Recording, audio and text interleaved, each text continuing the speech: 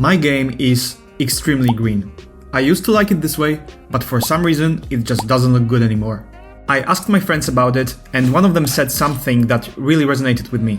The bright colors were great for an adventure game, but they just don't work for the roguelike game you're making now. You see, my game started off as a Metroidvania, which meant I could place as many trees and decorations as I wanted. Now that it has become a roguelite game with infinite world, the map is basically empty, which makes the green stand out too much. So I asked my artist for a complete recolor, and after some back and forth, we settled on this color palette.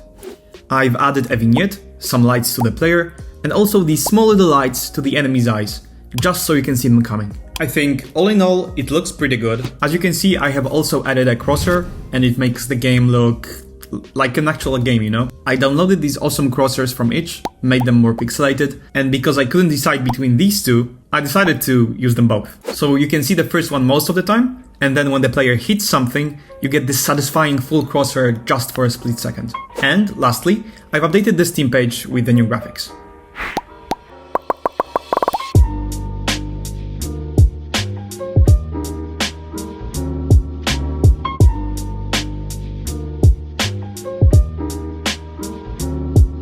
It's finally time to add sound effects.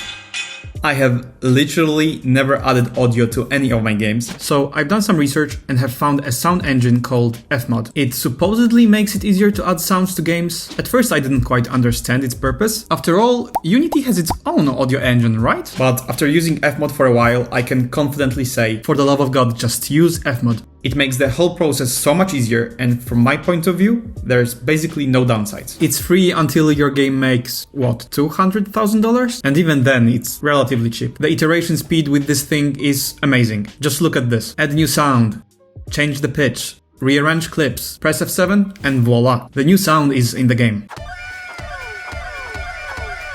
I've used this to add sounds to all player actions, and here's how the game sounds now.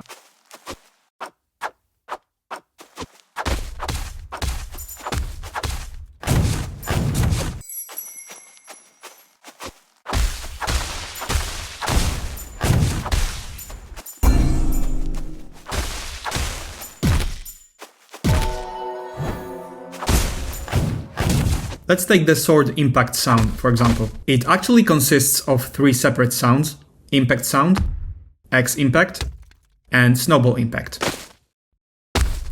To make it less boring, we can alternate between a few snowball sound effects and randomize their pitch. To make it even less boring, when the sword hit is deadly, we play a different sound effect.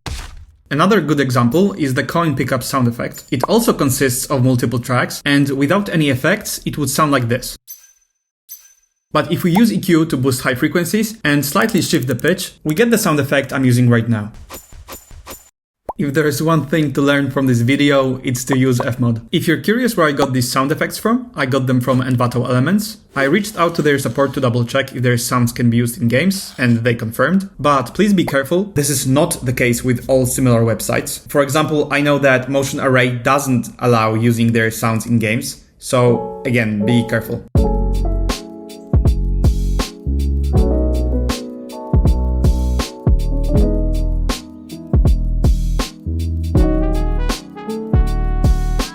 I've got the graphics, I've got the audio, I've got the gameplay. It's time to send the demo to my friends and see what they think about it. But before I did that, I decided to implement some sneaky game metrics to tell me how long they managed to survive, what skills they chose, etc. It works like this. After the player finishes the game, we gather all the interesting information and send it as a JSON to a Pipedream endpoint, which then adds this info to a Google spreadsheet. It was wildly unnecessary, as all of the 5 players told me their feedback directly, but I had fun implementing it, and maybe it will be useful for the future demos. I uploaded a build for Windows and Mac to itch.io, sent out the link, and eagerly waited for feedback. And then I got the feedback, and it wasn't good. The general consensus was that the combat feels fun, but the builds are too unbalanced, and to win the game you need to use builds that are overpowered and unfun to play. That is definitely something I will need to address next month, but first I need to take care of the pigeons shit on my balcony.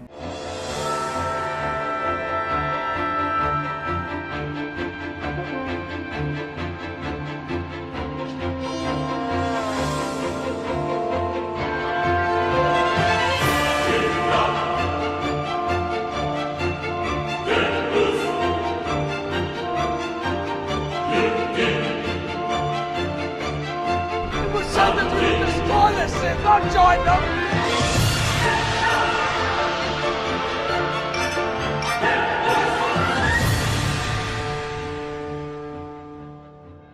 Another thing I did this month was work on my simple infinite world asset. If you remember from the last video, I created an asset that allows game developers to easily create infinite worlds. I tried to sell it on the Unity asset store, but it was declined. Reason being, it's too simple. And I thought about it for quite a while, and I wondered, did Asset Store decline my asset because I marketed it badly? It's a useful package, maybe if I sell it better, they'll accept it? So first I added a feature called Origin Shift to make the asset a bit more complex. It solves the following issue in Unity. When the player gets too far from point 0,0, Unity's physics can behave very strangely. So when the player crosses a certain threshold, we teleport him back to the point 0,0, and we teleport all the objects accordingly. To the player, it seems like nothing changed, and the Unity physics works correctly again. The second thing I did was to improve the asset's description. And as I'm not too good with words myself, I asked my friend Geppetto IV to write the description for me.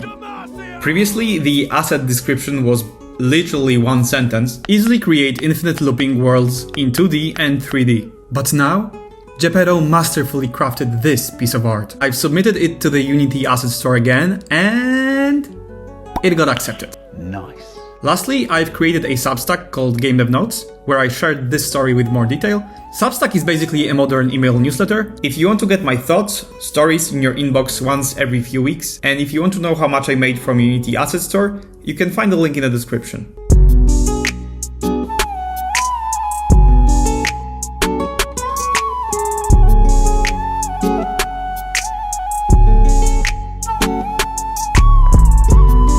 Guys, look at this. Just as I was starting to work on the UI, Thomas Brush made a post that he will play viewers' games and review them. I got super excited and wanted to increase the chances of being picked, so I decided to at least finish the card upgrades, which I managed to do. But unfortunately, Thomas did not download my demo, so I guess we'll get them next time. I continued to work on the UI, and here's how it went. First, I made a mind map of ideas on what I wanted my cards to look like. Then I found this amazing asset that handles some of the card movements I needed. I repurposed the Joker card from this awesome itch.io asset, added some code for picking up a card, and this resulted in the card upgrade UI you saw earlier. On top of that, I added this little shadow that moves left and right depending where you hold the card. Extremely unnecessary, I know. This month I relapsed into working on useless stuff, but you have to admit it's kinda cool. If you right click, the card flips, and you can preview what the next levels of this card are. Also, one of my friends suggested showing all of the cards you chose up to this point in here, and I think it's such a good idea, so I had to implement it. And I've also added a settings menu where you can set resolution, volume, etc. Really basic, really boring stuff, but it had to be done at some point. Although I have to mention, I was very pleasantly surprised at how easy it was to make this menu work for controllers.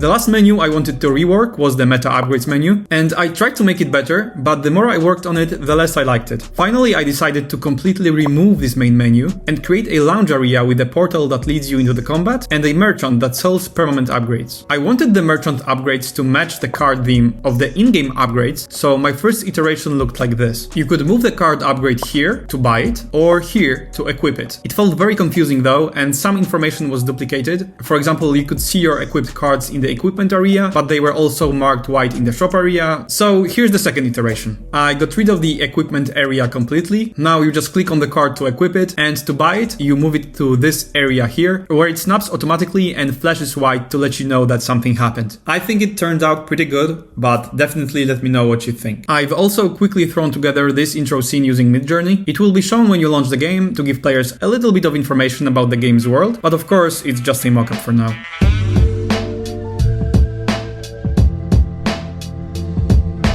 The last thing I wanted to talk about is my game's name. A few of you left comments on my last video saying I should change the name so that it doesn't resemble Vampire Survivors so much, and I kinda started to agree with this sentiment. At the beginning I thought it was a good idea, because the game was meant to be pretty similar to Vampire Survivors, but now that the game is further in development and I'm seriously considering removing the iconic Vampire Survivors timer from the game entirely and making drastic changes to the gameplay, I'm wondering if I'm not shooting myself in the foot with the name. Changing Changing the game's name would mean losing about 300 wishlists. I know it's not much, but more importantly, it would postpone the game's launch a few months because I could no longer register the game with the new title for Steam Next Fest in June. I would need to register for October Next Fest and then release in October, November. I would really appreciate it if you guys let me know what you think, because truth be told, I'm not sure what to do myself. If you want to support me, the best way to do so is to wishlist Hollow Survivors on Steam right now. It's completely free.